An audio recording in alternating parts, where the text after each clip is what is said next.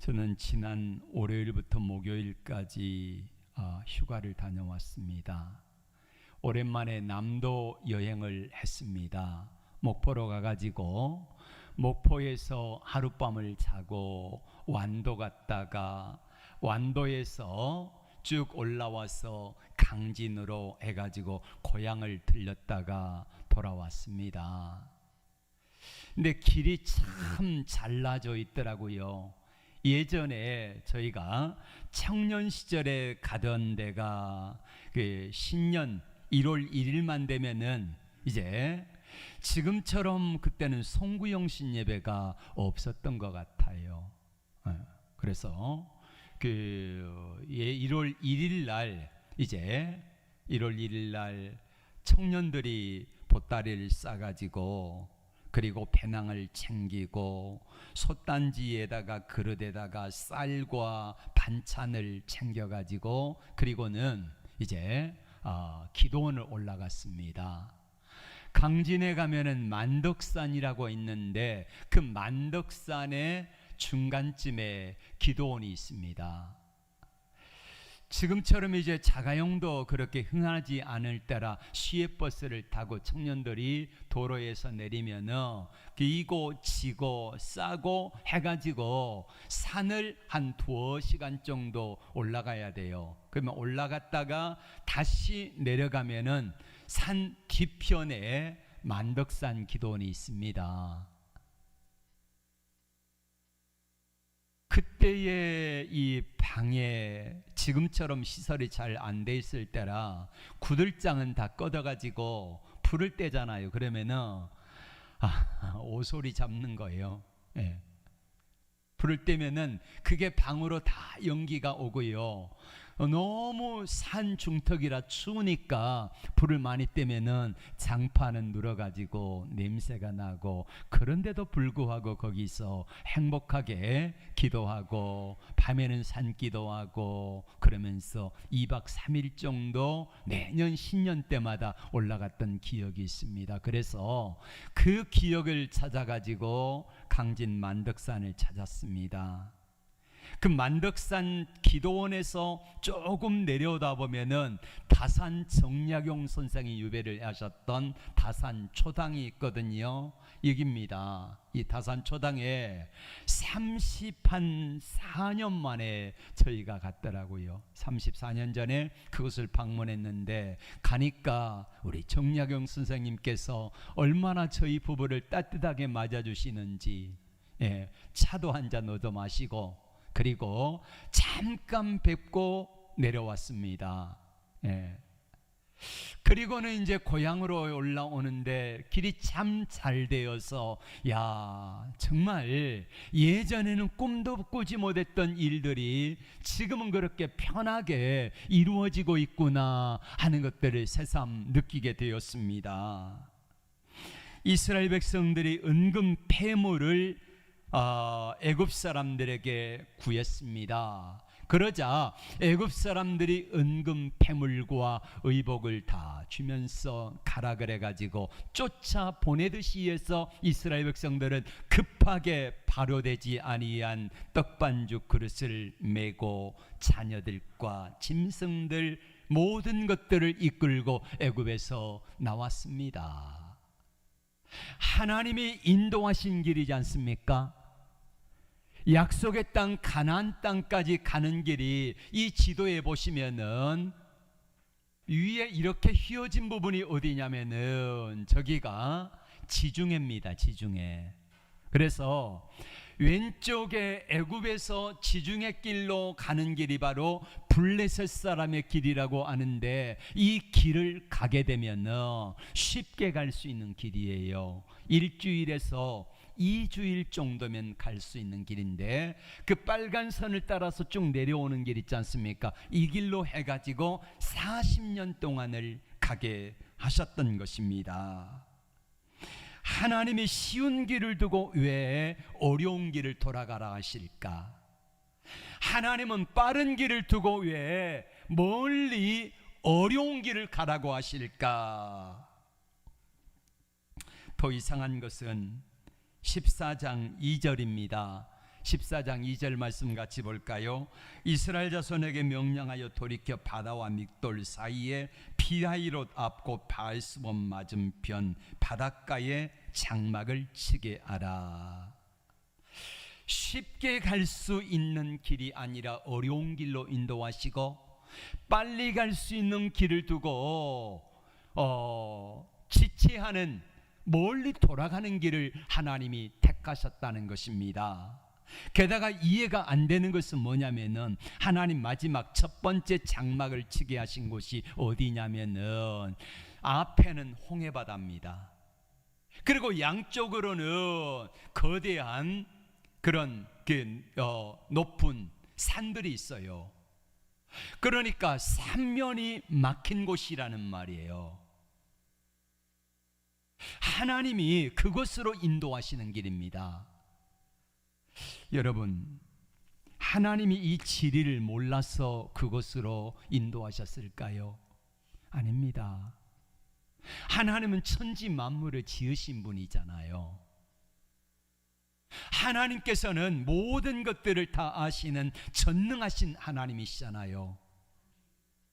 그리고 우리 하나님께서 인도하시는 길인데, 출애굽기 13장 21절 말씀 같이 볼까요? 여호와께서 그들 앞서 가시며, 하나님이 앞장서 가세요. 그리고 낮에는 구름기둥, 밤에는 불기둥으로 그들을 인도해 가신 길이라는 말입니다. 그러니까 하나님이 앞장서서 가시는 길인데, 하나님이 길을 내 길 잘못 찾았네, 이럴 때 있지 않습니까? 이것처럼 우리 하나님께서 길을 잘못 들었네, 야 돌아가자, 이러신 길이냐는 말이에요. 하나님이 실수하셔서 그런 길이 아니라는 말입니다. 우리 하나님께서 기왕이면 빨리 가게 하시면 좋잖아요. 빨리 가면은. 근데 하나님은 빠른 길을 두고 늦은 길을 가게 하시고, 직선으로 갈 수 있는 길이 있는데 돌아가게 하시고, 이렇게 하시면서 막다른 골목길로 인도하신 이유가 뭐냐는 것입니다. 지긋지긋한 종살이에서 1시간이라도 빨리 가고 싶어요. 빨리 벗어나고 싶어요. 이게 이스라엘 백성들 생각 아니겠습니까? 그럼 빨리 갈 수 있는 길로 인도해야 되는데, 빨리 갈 수 있는 길을 놓아두고 하나님은 멀리 돌아가는 길을 택하게 하셨다는 것입니다. 우리도 이런 경험 있지 않습니까? 나는 급한데 하나님은 돌아가라 그러세요. 나는 빨리 가고 싶은데 하나님은 천천히 가라 그러세요. 나는 직선 이 길로 가고 싶은데 하나님은 이렇게 돌아가라 그러세요. 그때 하나님의 계획과 인도하심이 내 마음에 들지 않을 때가 많이 있습니다. 이스라엘 백성들은 답답합니다. 하나님을 믿고 나왔는데 인도하시는 길이 쉬운 길을 두고 어려운 길을 가라 그러고, 빠른 길을 두고 느린 길을 가라 그러고, 또 평탄한 길을 두고 험난한 계곡과 광야길로 인도하시는 하나님의 저희가, 하나님의 인도하심이 잘 이해가 되어지지 않습니다. 다 아시는 하나님이 왜 그러셨을까요? 하나님이 몰라서 그런 것 아니지 않습니까? 빨리 가고 싶은 이스라엘 백성들의 생각도 아시는 하나님이 왜 그러셨을까요? 그리로 들어가면은 홍해 앞으로 바알스몬 맞은편 비하이롯 곁에 장막을 치면은 바로 왕이 추격해서 오기라도 한다고 하면은 삼면이 닫혔지 않습니까? 그럼 끝나는 것도 하나님이 아시는 하나님이 왜 일부러 그리 인도하셨는지 잘 이해가 안 간다는 것입니다. 굳이 그 길로 왜 인도하셨을까요? 왜 그러셨을까요? 하나님께서는 이스라엘 백성들이 안전하기를 원하셨습니다. 그래서 이스라엘 백성들이 애굽에서 나왔지만은 언제든지 바로 왕의 마음이 바뀔 수 있어요. 200만 명이나 되어지는 노예들을 그냥 돌려보내는 게 너무 아깝잖아요. 그리고 애굽 사람들이 저들에게 뭘 줬습니까? 은금, 패물과 의복을 다 주었지 않습니까?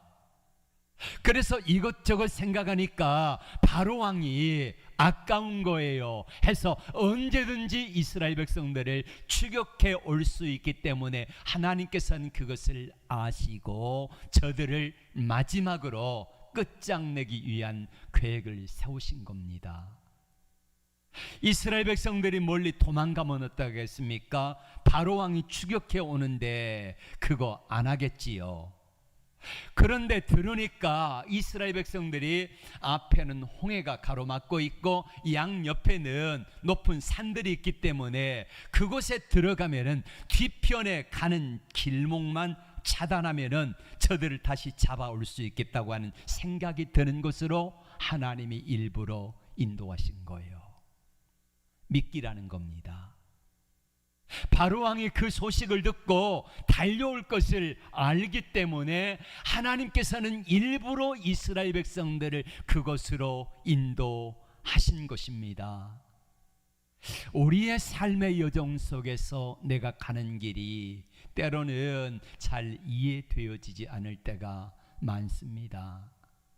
분명히 이 길로 가면 어려운 길인데, 돌아가는 길인데, 힘든 길인데, 막힌 길인데 하나님이 인도해 가실 때에 잘 이해가 되어지지 않는 것처럼 말입니다. 여러분, 우리가 하나님의 인도하심 앞에 일시적으로 순종하면은 손해보는 것처럼 여겨질 때가 있습니다. 왜 하나님은 빠른 길, 쉬운 길을 두고 이 길로 인도하실까? 왜 그러실까? 잘 이해가 되어지지 않을 때가 있습니다. 그래서 하나님이 인도하심 앞에 우리는 좀 섭섭한 거예요.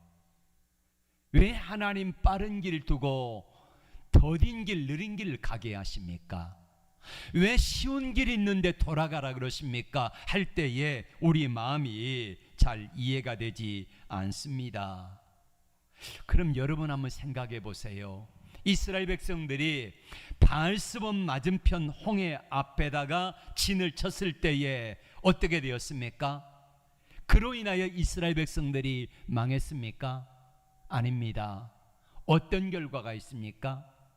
이스라엘 백성들이 거기 진쳤다는 소식을 듣고 바로 왕이 이렇게 말합니다. 14장 4절 말씀 같이 볼까요? 시작. 내가 바로의 마음을 완악하게 한즉 바로가 그들의 뒤를 따르리니 내가 그와 그 은대로 말미암아 영광을 얻어 애굽 사람들이 나를 여호와인 줄 알게 하리라 하시매 무리가 그대로 행하니라.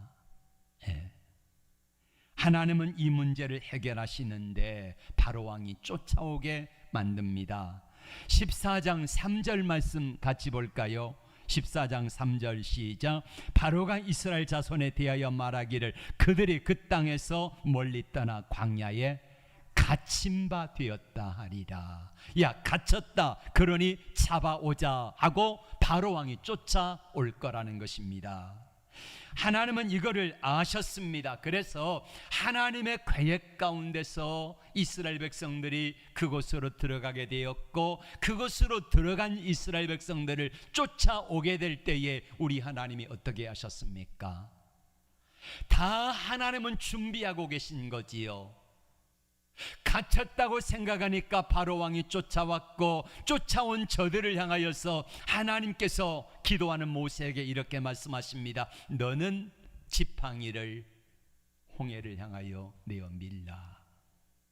그랬더니 하나님 앞에 말씀대로 순종하여 지팡이를 내어 밀었더니 밤새도록 동풍이 일어나 가지고 홍해를 갈리고 말리고 이스라엘 백성들이 마른 땅처럼 홍해를 건너게 된 것입니다. 그리고 홍해를 건널 때에 물이 좌우의 벽이 되었다고 합니다. 좌우의 벽이 되는 것처럼 그렇게 보인 거예요. 그러니까 갈대밭을 걸어서 들어간 게 아니라는 말입니다.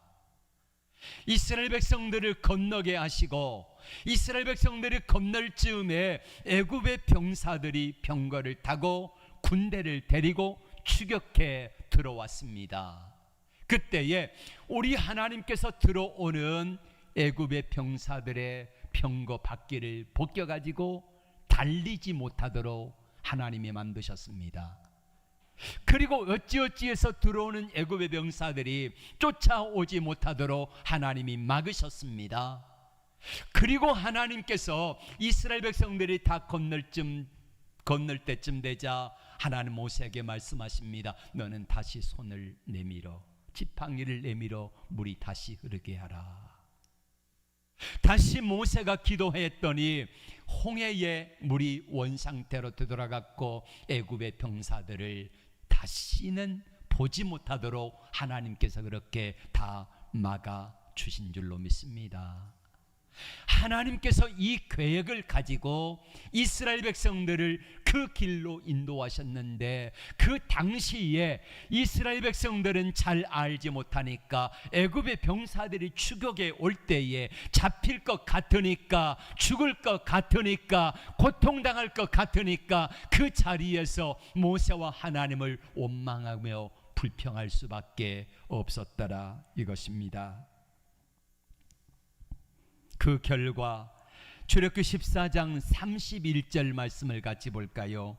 이스라엘이 애굽의 여호와께서 애굽 사람들에게 행하신 그 큰 능력을 보았으므로 백성이 여호와를 경외하며 여호와 그의 종 모세를 뭐했더라?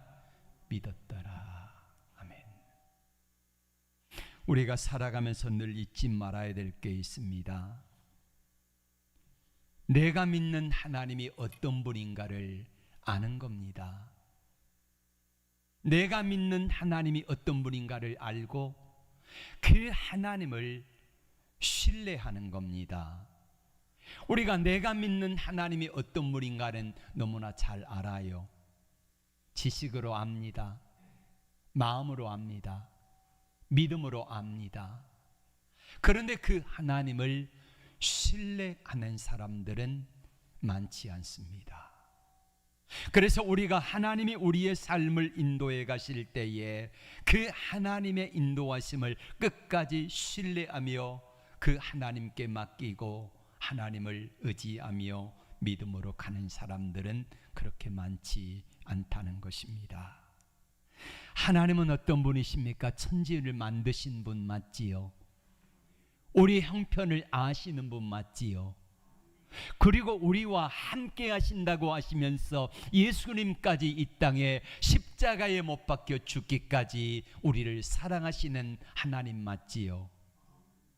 그래서 그 하나님 우리는 아바, 아버지, 아빠라고 부르는 것처럼 딸들이 아버지를 아빠라고 부르는 것처럼 그렇게 친근하게 부르는 사랑하는 자녀들에게 우리 하나님의 능력의 팔, 전능하신 하나님의 팔, 그 사랑의 팔로 우리를 두르시고 우리 하나님은 늘 함께 하심을 믿습니다.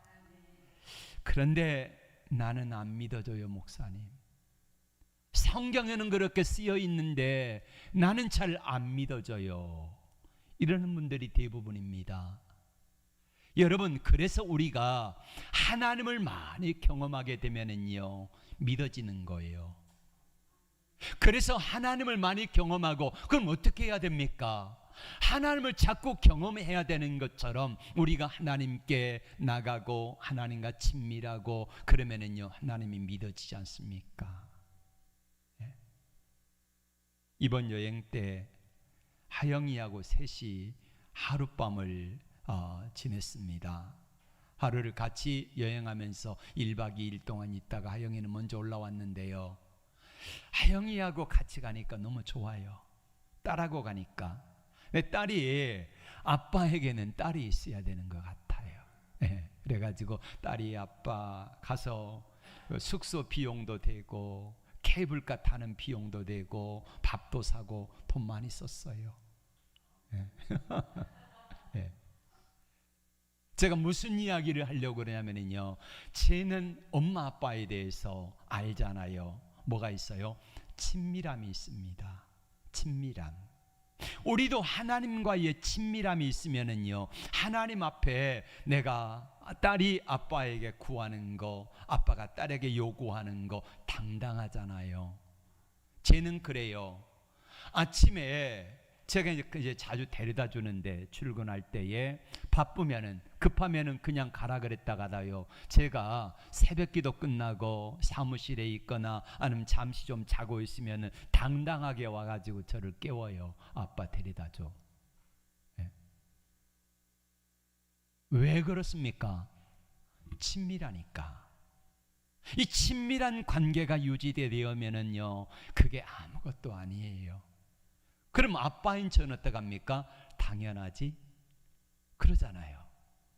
그러니까 하나님과 나와의 어떤 친밀함이 있는지를 한번 여러분 되돌아보시기를 바랍니다. 예. 이런 분이 있어요. 사람이 고난이 오면은 하나님의 사랑이 잘 느껴지지 않는데요. 맞아요. 그래요. 멀리 느껴져요. 근데 여러분, 하나님이 우리에게 주시는 고난은 결국 우리의 삶을 지켜주시고 더 아름답게 하시는 하나님의 또 다른 방법이라는 사실을 아십니까? 그걸 통해서 하나님을 찾게 만들고 하나님을 의지하게 만들고 하나님께 기도하게 만들 때에, 그걸 알고 하나님 앞에 친밀하게 다가가면은 그 고난과 어려움 순간은 나에게 뭐가 되는 거예요? 복이 되는 줄로 믿습니다. 그러나 많은 사람들이 그 복의 기회를 발로 차버리는 경우가 많지 않습니까? 안산에 사는 어느 성도님의 간증입니다. 이분이 대학교 때 전산학을 공부하고 이제 그래도 중견 기업에 전산실에 가가지고 근무를 했습니다. 지금 이제 컴퓨터들이 많지 않습니까? 그래서 거기에 중요한 직책을 가지고 있는데, 이분이 어머니가 시골에 사시면서 권사님이세요. 어렸을 때부터 예수를 믿었기 때문에 아들에게 전화할 때마다 늘 이렇게 말합니다. 아들아, 주일은 절대로 빼먹지 말고 나가서 예배 드려라 했습니다. 그래도 명색이 권사 아들인데 해서 주일날 가까운 교회에 등록을 하고 나가기 시작했습니다. 그냥 뒷자리에 앉아 있다가 돌아가는 썬데이 크리스찬으로 삶을 산 거예요. 적당히 큰 교회 가서 뒷자리만 차지하고 있다가 그렇게 돌아가는 그런 믿음 생활을 했는데, 어느 날 어머니 생신을 맞이해 가지고 하루 휴가를 내고, 그리고는 어머니를 뵈러 안산에서 시외버스 터미널에 갔습니다. 근데 가는 중에 회사에서 연락이 온 거예요. 급하게 좀 오셔야 되겠다고. 서버 전산망에 고장이 나가지고 이게 컴퓨터들이 다 먹통이라는 거예요. 그 일할 수 없지 않습니까? 그래서 투덜거리며 이분이 회사에 복귀해가지고 이제 어머니에게 전화를 드렸습니다. 회사에 갑자기 급한 일이 있어가지고 좀 늦게 갈 테니까 기다리시라고 하고 회사에 갔습니다. 한두 시간이면은 문제가 해결될 줄 알았는데, 이게 전산망 먹통이 아니라 아예 뭔가 누가 잘못 만났는지 아예 건물 전체에 이 전기가 나가버린 거예요. 그래서 그걸 기다리고 복구하고 이러다가 4-5시간이 훌쩍 흘러가지고 이제 오후 늦게야 일을 마치고 다시 버스를 타고 고향에를 갔습니다.